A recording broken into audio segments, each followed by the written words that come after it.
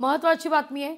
मुख्यमंत्री माझी लाडकी बहिणी योजनेकरता राज्य सरकारकडून एका वर्षात 43,000 कोटी रुपयांचा खर्च हा करण्यात आलाय। त्यामुळे जर लाभार्थी संख्या निकषानुसार आणखीन कमी झाली नाही तर याचा ताण तिजोरीवर पडणार असल्याचं चित्र आहे।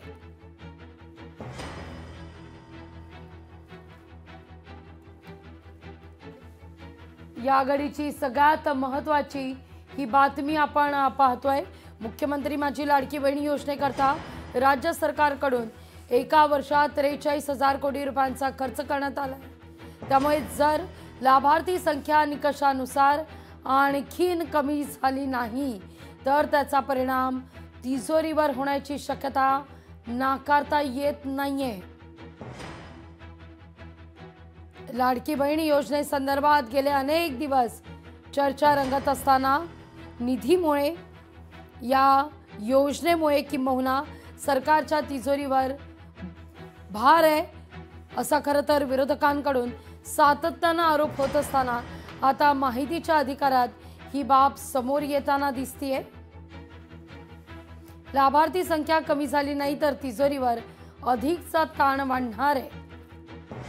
अधिक माहिती घेऊया आपल्या प्रतिनिधी भाग्यश्री प्रधान आचार्य यांच्याकडून। भाग्यश्री, लाडकी बहीण गेम चेंजर योजना ठरलेली होती विधानसभा निवडणुकीमध्ये, पण आता माहितीच्या अधिकारातून जी बाब समोर आली आहे ती मात्र चिंता वाढवणारी आहे।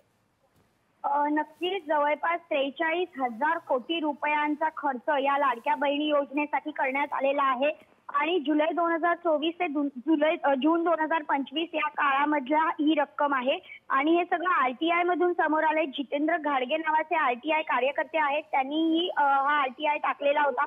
खरं तर या योजनेमुळे इतर सगळ्या योजना बाळगळल्या असा एक आरोप सरकारवर केला जातोय। असं असलं तरी आता देखील आपण बघितलं की जल जीवन हे जे काही योजना आहे त्याच्यासाठी राज्य सरकारने जवळपास 19,000 कोटी रुपये देणं बाकी आहे, ते सुद्धा राज्य सरकारला देऊ शकत नाहीये कारण राज्य सरकारच्या तिजोरीवर प्रचंड भार आलेला आहे आणि जो भार आलेला आहे त्याला कारणच मुळात लाडकी बहीण योजना आहे। यामध्ये देखील त्यांनी अनेक जे आपण म्हणू शकतो की अनेक गोष्टी यामध्ये त्यांनी वाढवल्या। लाडक्या बहिणींना कमी करण्यासाठी त्यांनी प्रयत्न केले, त्याच्यासाठी आधार आयडी साठी टायअप केलं।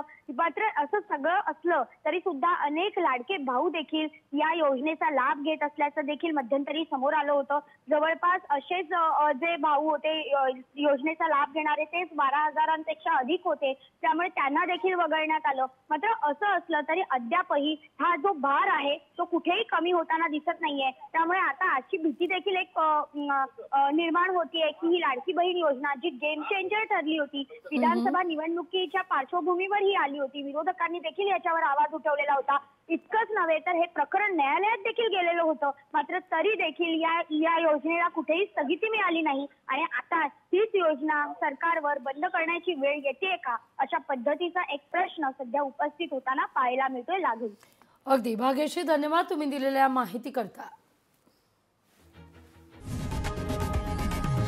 लोकशाही मराठी ऐका, पहा, जागरूक रहा।